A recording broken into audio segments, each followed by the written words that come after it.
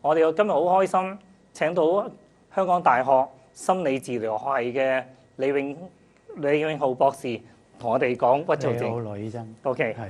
嗱，我哋其實咧，李博士咧都係我嘅啟蒙老師喎。咁我好多年前開始幫一啲情緒病人，初頭就唔識嘅，咁有陣時都幫啲朋友啦，幫買啲藥去幫啲朋友俾一啲病。咁我有一次聽到阿李博士一啲講座講書，咁我發覺死啦！我同病人傾緊偈，俾緊藥俾佢食，都唔知一啲情緒病人背後嘅心理諗緊啲乜嘢，咁點得呢？咁我就開始上多一啲課程，港大同中大嘅課程去幫我啲病人。咁喺阿李博士咧，就你哋佢嘅名字各位好陌生，但係我哋就唔陌生，因為咧喺港大嘅課程啦，或者好多書咧，阿李博士都係一個講者嚟嘅。咁咧佢都可以講係我嘅啟蒙老師，亦都可以講咧係咁多位講者之中咧，佢係講得好生動、好有趣嘅。咁如果各位家庭觀眾，如果留喺我哋嗰個呢一個鐘頭嘅節目之後咧，你一定唔會失望嘅。咁嗱，我不如請阿李永浩博士講講我哋今日嘅話題啦。嗱，我哋上兩集都講過噃，知道鬱躁症咧好多陣時都係遺傳性比較重嘅，同埋需要用藥物治療嘅。咁究竟喺臨床心理學方面點樣幫到啲病人，或者點樣處理個問題咧？我諗最緊要咧就大家要理解咧，鬱躁症唔係輕嘅病嚟嘅，係一個嚴重嘅病嚟嘅嚇。因為咁嚴重嘅病咧，點解我哋會話嚴重咧？就係嗱，即係好簡單講咧，就係一啲長期嘅跟進嘅研究咧，我哋發覺有鬱躁症嘅病人咧，其實一半嘅時間咧，嗰個症狀咧都唔係完全可以痊癒到嘅嚇。另外咧就係有啲發現咧，就係話就算鬱躁症嘅病人一路食緊藥，其實咧都大概咧可以有一半嘅病人咧可以會有翻發嚇。咁所以就係話，因為呢個病影響到一個病人，甚至到佢屋企人係咁嚴重咧，我哋希望咧就係所有有效嘅方法，我哋都用嚟幫到嚇即係患者啊咁樣。係嚇。咁嗱，你話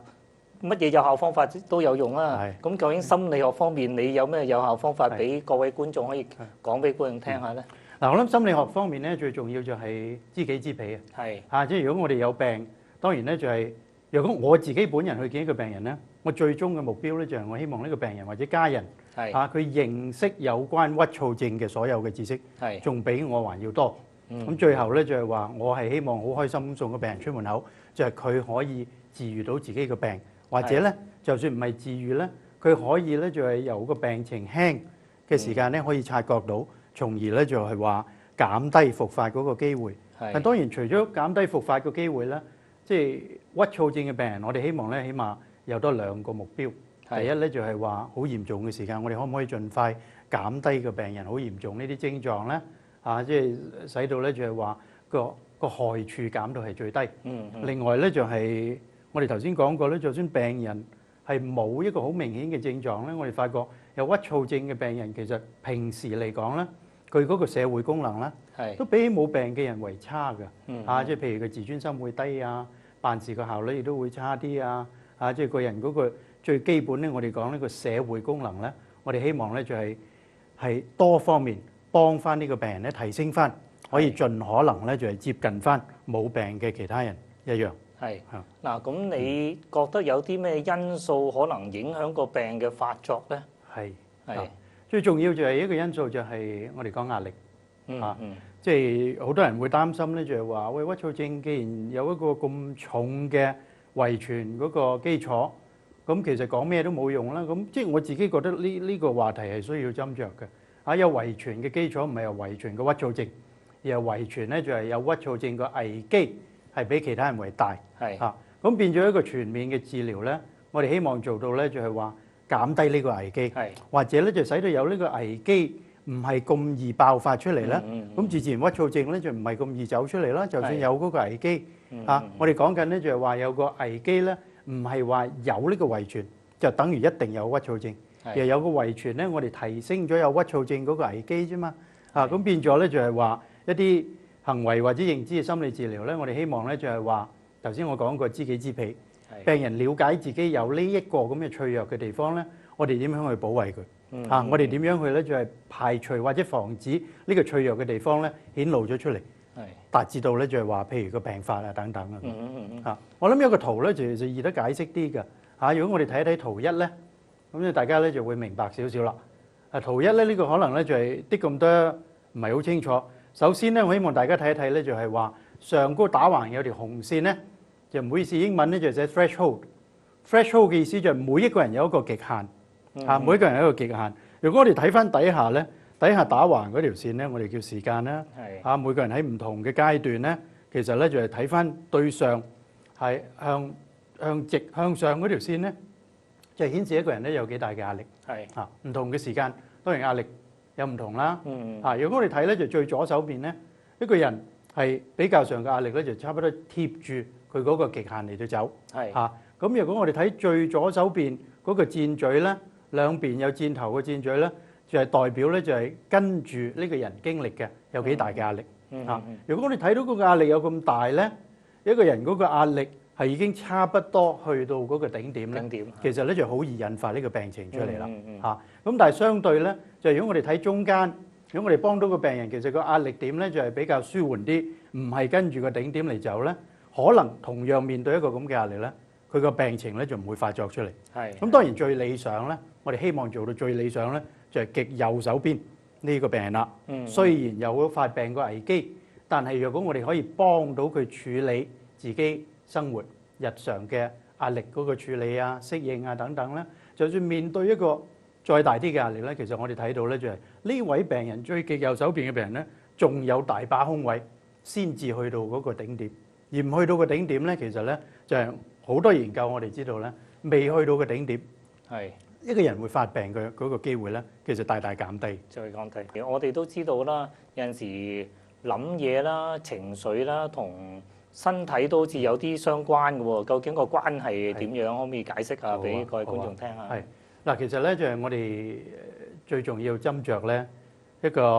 鬱躁症或者其他任何一個症狀咧，如果要病發咧，好多唔同嘅因素，有原因有近因嚇。原因當然我哋睇咧就係話遺傳上有一個脆弱嘅地方，如果有壓力嘅時候咧，可能易啲會出現呢一個病徵啊咁樣嚇。近因咧就睇咧就係一啲生理上嘅因素啦嚇，就係譬如咧就日常睡眠嗰個情況啊。甚至到咧腦部嘅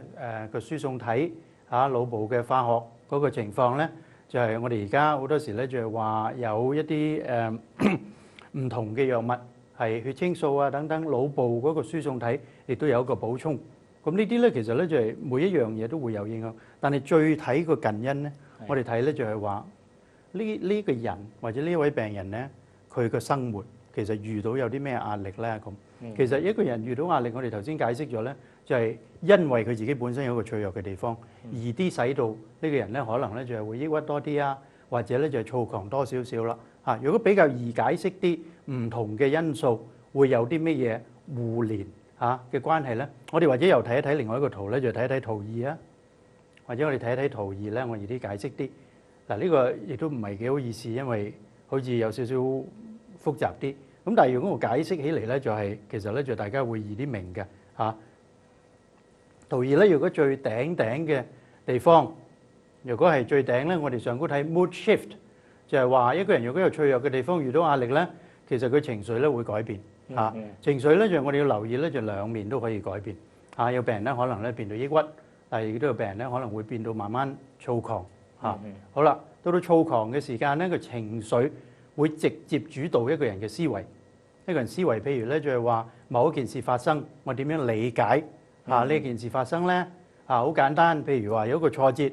如果係躁狂嘅人，佢哋嘅思想嘅特徵咧就係話冇嘢可以出錯嘅我無敵嘅。咁變咗咧就係躁狂嘅人咧，嗰個思維大大咁減低咗即係周圍自己對危機嗰個警覺。相對咧就係話，如果一個抑鬱嘅病人咧，其實佢思維就啱啱相反，少少嘢咧佢可能覺得世界末日或者咧就係話，即係有一個熟人，有一個朋友，可能嗰日見到佢就唔記得咗幫佢講早晨，佢已經覺得喂，呢個朋友係咪點解會背負我咧？點解會成個世界啲人都對我咁冷酷嘅咧？咁我哋睇到咧就係情緒大家希望大家留意到咧，情緒好多時咧會主導即係我哋嘅思想。我哋思想點樣諗住，自然亦都會相對影響翻我哋情緒。我哋越諗得負面，當然情緒越嚟越抑鬱啦。我哋越諗得係無敵嘅或者冇危機嘅，當然我嘅情緒咧就越嚟越高漲。但係越嚟越高漲咧，其實我哋跟住睇到咧就會影響一個人嘅行為啦。譬如一個人覺得自己無敵嘅咁，可能有好多高危嘅行為啦，包括咧譬如話可能揸快車啊，可能去賭錢啊，即係可能會使咗好多錢，根本自己都唔可以應付到嚟嘅。但係因為佢覺得，喂，我嗰個能力係無限嘅，所以咧就係佢變咗咧就係唔係咁易可以察覺到自己嗰個行為嗰個危機嗰個後果。咁個行為轉變咗，當然一個人嗰個社會機能、社會嘅功能亦都會差，因為自然咧一個人嘅行為咧要自己負責啊，係咪啊？你負責咁變咗你嗰個判斷，如果係唔得明智嘅咧，自然咧就係呢個病人咧就要自己承擔啦。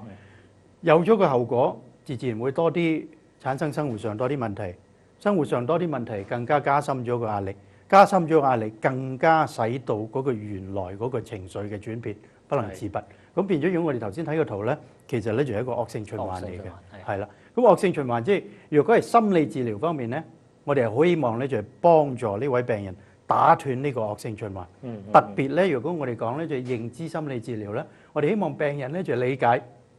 就係我哋病發嘅時間諗嘅嘢唔係一定係真嘅，唔係一定係確實嘅。最重要咧就係病人應該要理解到咧，學曉到咧，就係察覺到，若果我情緒有轉變咧，自然會影響我嘅思維。我就要少少咧就脫離因情緒而主導到我嘅思維咧，而唔係俾佢支配住。呢個咧就係其中一個認知心理治療嘅一個精髓嚟嘅。係嗱，不如我哋